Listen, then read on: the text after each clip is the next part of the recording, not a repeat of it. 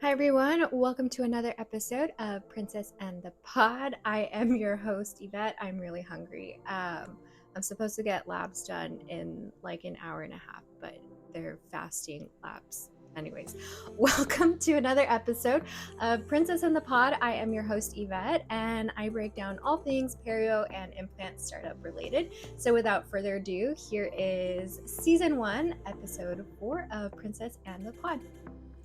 So, as we know, after residency, there's lots of options of what we can do, either associateship in a perio office, or you can do travel perio, where you go from office to office, usually a general dentistry office or a multi-specialty group, and just see the perio patients there. There's also the DSO route, academia, research. There's lots of different job options after residency. Personally, I did not want to own my own practice. I wanted to be in a traditional perio office where I could get additional coaching and mentorship, because I just felt like in residency, we do get a lot of experience, but we didn't have a lot of soft tissue experience, just certain procedures that you're not going to get in residency. Aesthetic crown lengthenings, all on four cases. There's just certain cases that, due to lots of reasons, you're not going to get that experience. And so I knew I wanted to be helped and mentored and coached. And so I looked for jobs in perio offices, and I moved back to my hometown. I was offered a job there. I quickly found out that was not the right fit for me for lots of reasons. I also did not like being back in New Mexico permanently, just because the weather can be really harsh there. And so living there full time was really tough for me and my body. So I was also teaching part-time. I was flying once a month back to California to teach the residents on the clinic floor. And the commute kind of gets a little tough after a while, but I also miss California and I wanted to be back in California. So I spent 1 year looking for jobs, and I knew I wanted to be in Southern California. So I went to lots of different offices that were posting job offers. Most of the doctors were wanting to retire, and so it was a position to own.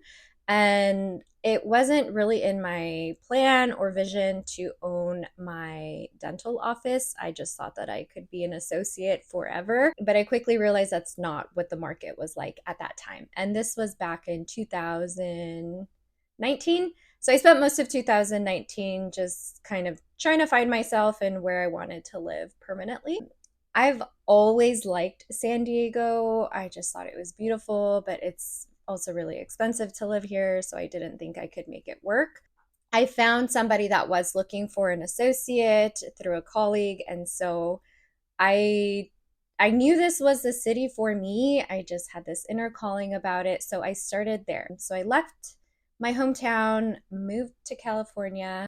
Even when I moved, my car was already in California because I was doing my year of going into offices, working at different offices, flying back to New Mexico, seeing some of my patients there, flying back to California. So at some point, my car was here. I had a bunch of implants and instruments and different things.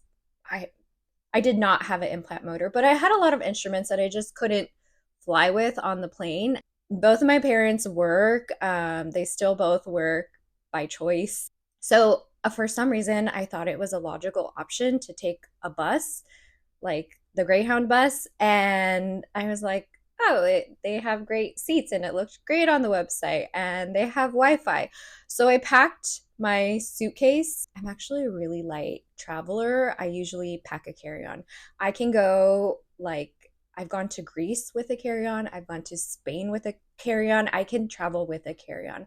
So I packed one big suitcase with all of my things, including all of my implants and instruments, and I hopped on the Greyhound bus. That was a horrible experience.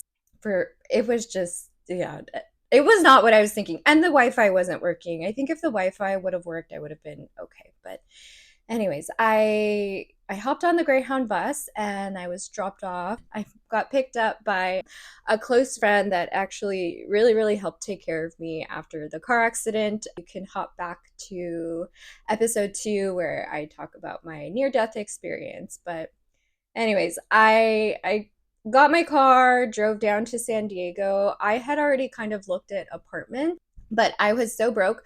I did not even have money to buy a bed, a couch, anything like that. So I went to the store. I got an inflatable mattress that I still have, one plate, and a bunch of like microwavable dinners.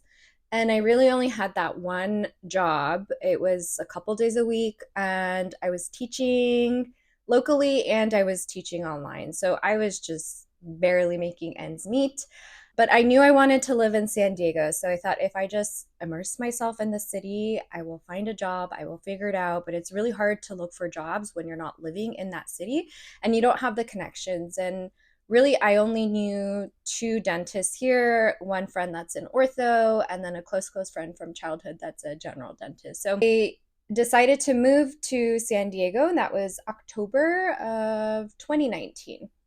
So I moved in October and just kind of started networking. I joined the local dental society, and if you remember, a few months later after that, that was when the COVID pandemic hit. So everything completely changed. I was at home at home. That was when I started blogging, and it was just a way for me to reach people and contact people because I was totally hunkered down with my autoimmune disease. I was really vulnerable, and also the medication that I was taking at that time was what we were thinking might have been helpful during the pandemic. So I was really, really avoiding seeing anybody, which for me was really tough because I'm super social. I like being around people. I like going out to eat. So it was really tough. But anyways, that kind of gave me time to look for offices. There were a few things that fell through. Really, what it came down to was I realized that there was no way that I could work and work for somebody else and not have autonomy or a choice in things that are really simple, like systems, how I wanted my patients to be treated, answering the phones, the customer service. It seems like really small things, but I started just coming to terms with the fact that I'm not a good associate. I don't do well working for other people when I don't have control. Some people like it, some people don't. I did have a few really good, quote unquote, in house perio offices where I found a great general dentist. So we got along, we had a good flow with the patients, but ultimately I knew that I wanted my own practice and they were super supportive of this as well. So I started looking.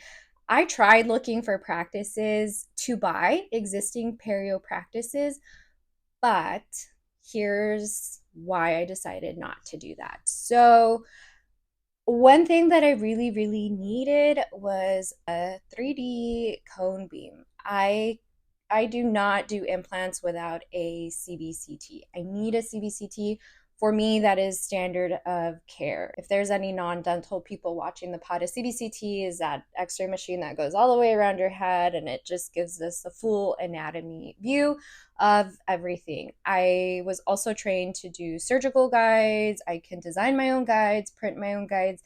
I use a lab now because now that we're busier, I just don't have the time to design and print myself. But I wanted a technology forward office and they just were not on the market. People retiring had paper charts, they did not have the software system set up, they did not have CBCTs, or maybe they weren't placing implants. If they were, it was a few implants here and there.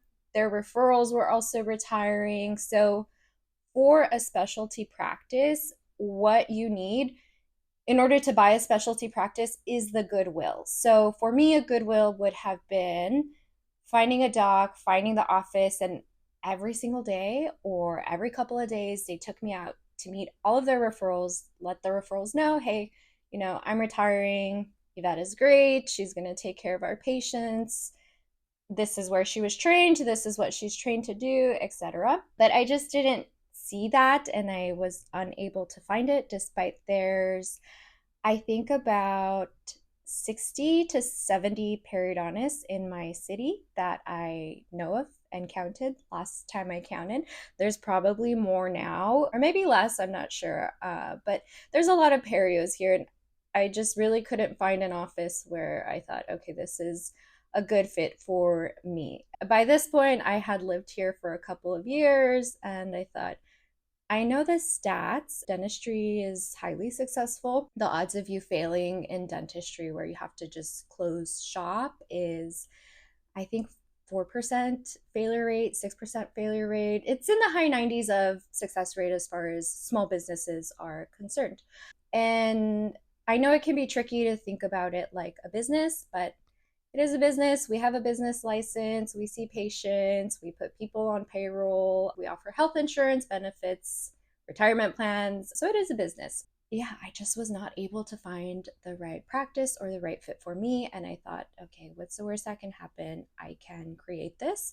So, with the help of friends and colleagues who have done this route, paved the road for other people like myself, I decided to go for it. Again, at that time, it was the pandemic. My CPA, who's a family friend, he tried really hard to talk me out of it. He was like, where are you going to find staff? How are you going to do this? And I said, listen, I know what I can do at an in-house practice. I just need a couple of team members. I can get this off the ground going.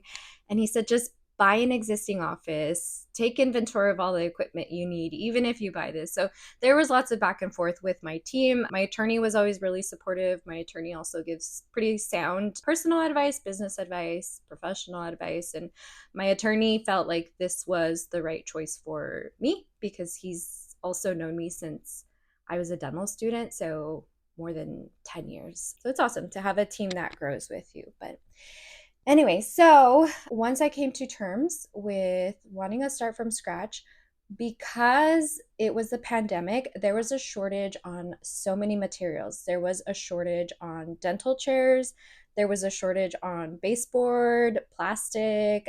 There were just not a lot of materials. So, what I did was I emailed and called all the dental brokers in town and I said, show me all of your turnkey offices in San Diego. San Diego is huge. I had an idea of the cities and towns that I wanted to be in. There's a bunch of little suburb towns in San Diego. And so I kind of knew where the vicinity of where I wanted to be, what was too far north, what was too far south. And I gave him my parameters and I said, just spend a day with me, take me to all of your turnkey spaces. What turnkey means is it's ready to go. It has all the equipment, it has the sterilizers, it has the dental chairs. I wanted to keep everything as low cost as possible. In my head, I thought, worst case scenario, I can get my dad out here and my family, and they can help me with a little bit of construction. But I just wanted to keep everything as low as possible. So we did that, and I found a space that I really liked. The rent was affordable for me. There was parking. If you've ever been in Southern California, parking is always a huge issue. I even had my landlord install a special stall for our patients. That's a 10-minute loading and unloading for sedation patients, which is great.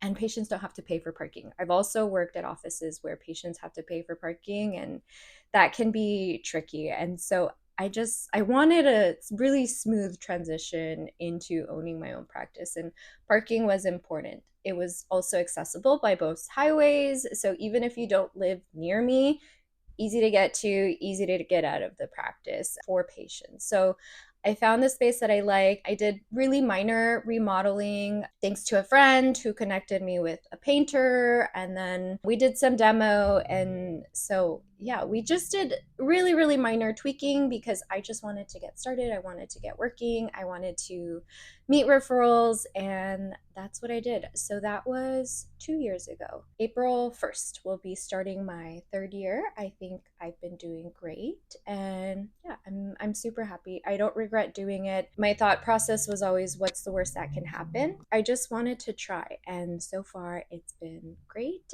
As far as equipment that I ended up buying, I bought a 3D CVCT, I bought an implant motor, two Cavitrons, a piezo intraoral scanner, and a 3D microscope to record surgeries because, again, lecturing, and it's really useful to have video recordings. And I think that's it. So some minor remodeling, the equipment I needed, and I had a team willing to help me part-time because I was, building up my patient pool. And so now here we are. I'm super, super excited. I can break down exactly the pieces of equipment. On my social media, I did a girl math post where I broke down how much I spent on every piece of equipment, how many procedures I've done using that equipment, and if it was worth it or not worth it. So maybe I could have waited on some things, but I don't think so. I think I pretty much have everything that I needed to get the practice going. So yeah, that's my story on my why I decided to do a start from scratch practice. But let me dive into just the basics of what you need and breaking that down. And in the future, we will have on special guests.